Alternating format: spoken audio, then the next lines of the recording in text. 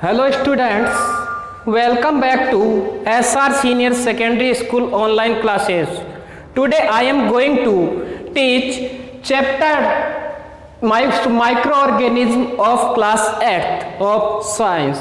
So we discussed in earlier classes what is microorganism, groups of microorganisms, medicinal use of microorganisms, harmful microorganisms, and today we discussed about food preservation, मतलब भोजन का संरक्षण अपन कैसे कर सकते हैं। So first for food preservation methods, food के preservation के फूड को संरक्षित करने के लिए, फूड के संरक्षण के लिए बहुत सारे मेथड्स अपने को बताए गए हैं। वो कौन कौन से होते हैं? So first method is chemical method. Chemical method का मतलब ये क्या होता है? बहुत सारे ऐसे सब्सटेंस होते हैं जिन्हें अपन केमिकल मेथड के थ्रू संरक्षित कर सकते हैं। बहुत सारे ऐसे केमिकल्स आते हैं जिनके अंदर अपन उनको संरक्षित कर सकते हैं। फॉर एग्जांपल साल्ट्स और एडिबल ऑयल। एडिबल ऑयल मतलब जो अपन खाने के लिए मूंगफली का तेल होता है, सरसों का तेल होता है, उन्हें यूज लेते हैं। साल्ट्स एंड कोमल are common a chemicals use to check growth of micro organism.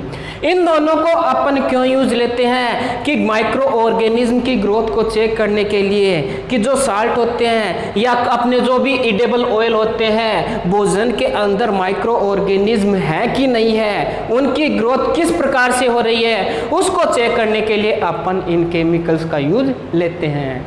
Second method is preservation of common salt, preserve meat and fish. अब साल्ट से अपन क्या करते हैं? साल्ट को संरक्षित करने के लिए अपन क्या करते हैं? मीट और फिश होती है, इनको प्रिजर्व करने के लिए, इनको संरक्षित करने के लिए अपन साल्ट का यूज लेते हैं। Meat and fish are covered with dry salt.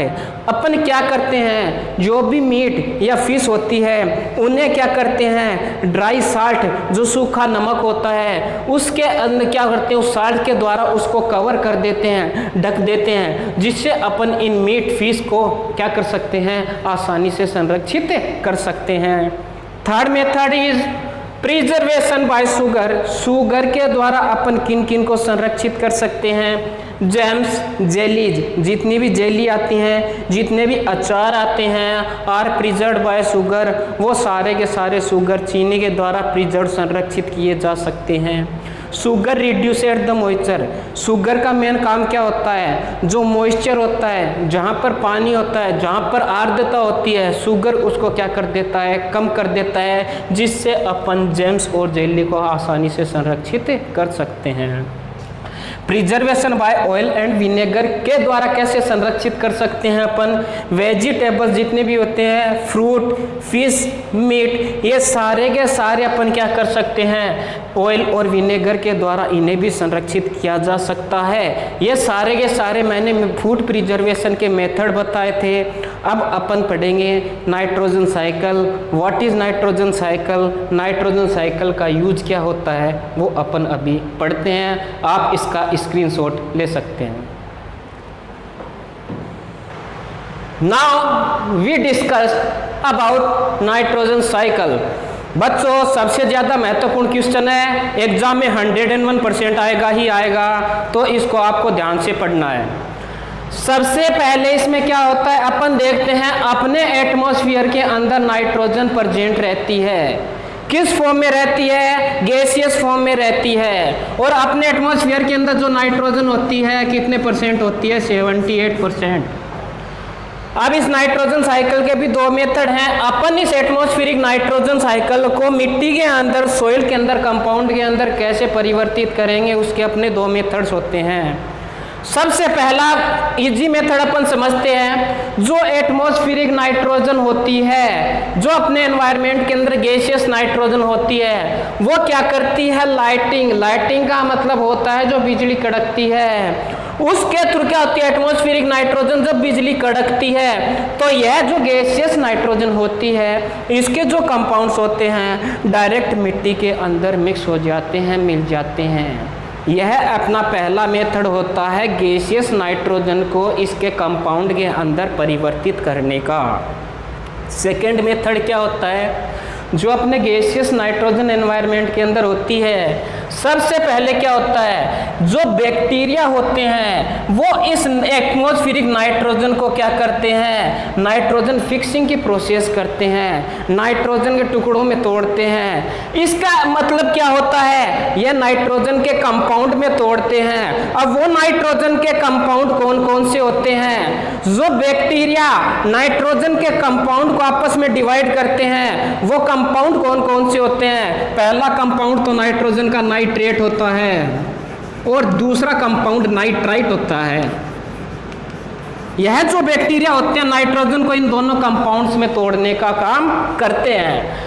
अब जब बैक्टीरिया ने नाइट्रोजन को इसके कंपाउंड के अंदर डिवाइड कर दिया, उसके बाद में क्या होता है, bacteria in turn fix N2 in nitrogen compound के अंदर तोड़ दिया। अब ये कंपाउंड क्या करेंगे, ये सारे के सारे कंपाउंड मिट्टी के अंदर मिक्स हो जाएंगे। नाइट्रोजन जो गैसियस नाइट्रोजन होती है मिट्टी के अंदर किस फॉर्म के अंदर किस फॉर्म के अंदर मिली है, नाइट्रोजन कंपाउंड जो नाइट्रेट और नाइट्राइट होते हैं उनके रूप में मिली है। अब जब मिट्टी के अंदर नाइट्रोजन कंपाउंड मिल गए, देन आफ्टर क्या होता है, bacteria turn compound of nitrogen into gaseous nitrogen. अब बैक्टीरिया इन कंपाउंड्स को लेते हैं और दोबारा क्या करते हैं, जो नाइट्रेट और नाइट्राइट था उनको दोबारा गैसियस नाइट्रोजन के अंदर परिवर्तित कर देंगे, बदल देंगे। देन आफ्टर ये गैसियस नाइट्रोजन दोबारा अपने एनवायरनमेंट के अंदर मिक्स हो जाएगी। अब एक बात और देखना बच्चों, जो मिट्टी के अंदर नाइट्रोजनस कंपाउंड होते हैं, मिट्टी के अंदर जो भी कंपाउंड होते हैं, प्लांट डायरेक्ट मिट्टी से वो कंपाउंड लेते हैं। क्यों, तो आपको पता है जो प्लांट्स की रूट होती है वो मिट्टी के अंदर होती है। प्लांट्स डायरेक्ट मिट्टी से ये कंपाउंड लेंगे, उसके बाद में एनिमल्स क्या करते हैं, इन प्लांट्स को खाते हैं, जिससे वो कंपाउंड एनिमल्स के अंदर भी चले जाते हैं। Then after nitrogenous waste from excretion and death, nitrogenous waste last में क्या होता है, उन एनिमल्स की बॉडी से एक्सक्रिएशन की प्रोसेस के थ्रू क्या निकल जाते हैं, बाहर निकल जाते हैं। ये सारा का सारा सर्किल क्या होता है, सारी की सारी साइकिल निरंतर चलती रहती है, रुकती नहीं है। यही नाइट्रोजन साइकिल होती है। आप इसका स्क्रीनशॉट ले सकते हैं। इसको याद करना है, किताब लेकर आपको बैठना है, उसके बिना आपको समझ में नहीं आएगा। जो कुछ भी प्रॉब्लम हो मेरे पर्सनल नंबर पर कांटेक्ट करो, ग्रुप में कांटेक्ट करो। ये सारा का सारा काम आपको करना है और एग्ज़ाम के पर्पज़ से इस नाइट्रोजन साइकिल को याद भी करना है और कॉपी में लिखना भी है। Thank you.